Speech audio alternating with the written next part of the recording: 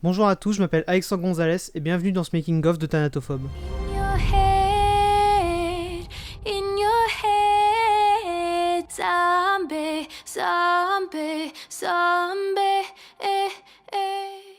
Thanatophobe, c'est l'histoire d'un jeune garçon qui se nomme Hayden, donc une nuit, lorsqu'il dort, il se rend compte de ce que c'est de mourir et du coup il en prend peur. Il devient thanatophobe et pour ceux qui savent pas ce que c'est, en gros, la thanatophobie c'est une peur vraiment plus poussée de la mort. On m'a fait remarquer que je l'avais pas précisé, mais oui, c'est bien une histoire inspirée de faits réels. Alors l'histoire du court-métrage, c'est que de début juillet à fin août, je l'ai écrit.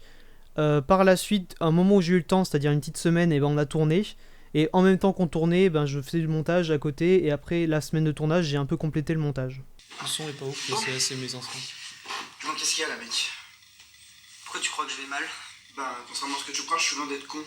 Tout va bien, c'est bon. Me dis pas que tu vas bien. T'as vu la gueule que tu fais? dire qu'elle est dans le J'ai chemin. pas la gueule. Mais arrête de te foutre de la mienne. Ben, Dis-moi ce que t'as, maman. J'ai peur de moi, je mourir. sais pas. C'est Oui, bon? sinon j'aurais bien aimé faire ça. Alors ce qu'on m'a beaucoup reproché aussi dans ce court-métrage, c'était le fait que le son était mal géré, surtout au début. Alors c'est surtout évident dans la scène d'introduction, parce qu'on peut voir franchement qu'il y a une sorte d'écho bizarre quand Romain parle. Et oui, c'est pas agréable à l'oreille, effectivement. Au début, je pensais que c'était un problème de mon ordinateur, mais non, c'était bien sur le tournage. Donc ça, oui, je reconnais que c'était une erreur de ma part. Mais sinon, je trouve que la plupart du temps, le son était relativement correct. Oui, après, bien sûr, j'aurais pu y aller au micro-cravate, mais à ce moment-là, j'en avais pas. Mais j'y penserai la prochaine fois. Putain, ça me pète les couilles, sérieusement. Mais tu fais de la merde aussi. Mais Yasuo, c'est un champion de con, là. Alors, ce qui aurait été bien pour la scène du cauchemar, c'était que je joue aussi comme ça. Je pouvais un petit peu donner du réalisme à la scène parce que je l'ai vraiment vécu. Mais je pouvais pas être à la fois réalisateur et acteur, ça aurait été beaucoup trop compliqué parce qu'il faut savoir que sur le tournage, j'étais le seul technicien. Donc, c'est pour ça que j'ai dit à Arthur, je lui ai dit, fais-le comme tu le sens, tu dois juste jouer quelqu'un d'énervé. Alors c'est vrai aussi qu'il y avait beaucoup de moyens d'illustrer le rêve. Moi j'ai décidé de prendre des extraits de naissance, des animations 3D, des enterrements. Pour moi ça exprimait le plus, parce que si j'aurais dû vraiment vous exprimer ce que je pensais à ce moment-là, ça aurait été juste un écran noir, parce que je ne pensais justement à rien.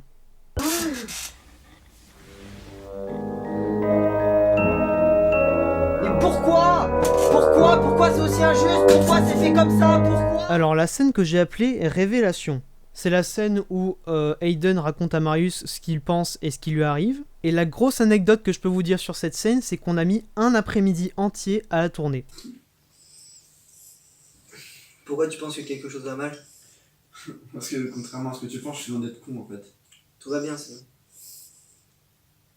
Aïe, Putain, c'est fou. Arrête d'essayer de rigoler, hein, parce que ça marchera pas, tu vas forcément te mettre à rire naturellement. Mais engueule-le, fais quelque chose! Il se souvient pas de la deuxième phrase! Impose-toi. Ok, je vais m'imposer, ok.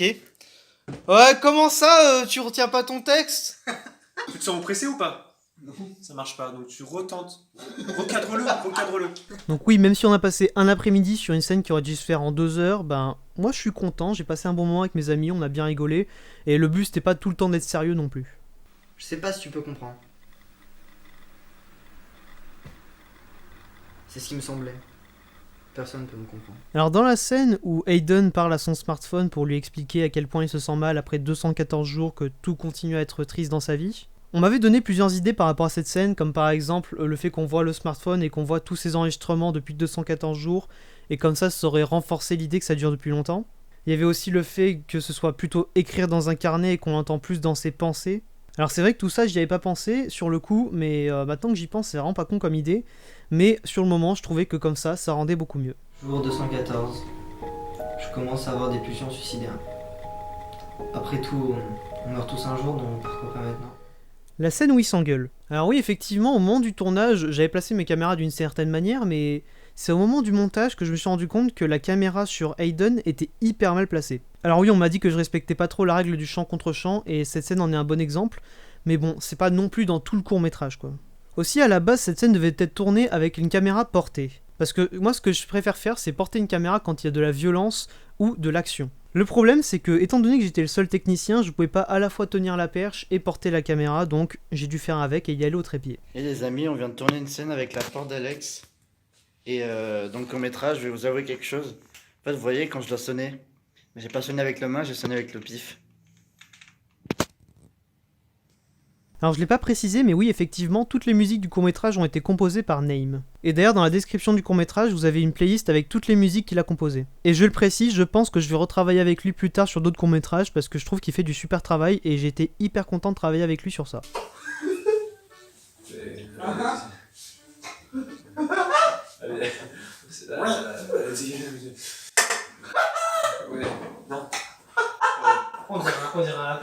Alors pour conclure, ce court-métrage, je dirais que c'était plutôt un test. Le but c'était vraiment de montrer ce que je suis capable de faire. Donc c'est pour ça que je précise que la prochaine fois que je ferai un court-métrage, je ne serai pas seul parce que c'est beaucoup trop dur à gérer. Vous avez vu, je peux pas gérer l'image, le son, gérer les acteurs et tout en même temps. Donc je vous remercie pour tous vos retours que vous avez fait dans les commentaires de ce court-métrage, ça me fait extrêmement plaisir. Merci à ceux qui ont envoyé des messages privés dans mon entourage ou dans les gens qui ne sont pas de mon entourage. Vous avez été beaucoup à me le demander, mais oui, effectivement, le prochain court-métrage est déjà en écriture. Et d'ici là, bah, moi je vous dis à la prochaine. C'était Alexandre Gonzalez.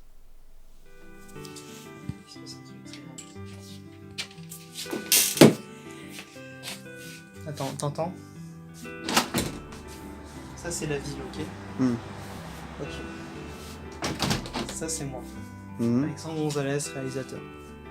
Ça c'est Arthur Infuma, acteur. Ça c'est Romain Charmasson, acteur-compositeur. Et tous les trois, nous avons le privilège d'annoncer que c'est une fin de tournage, les copains. Ouais!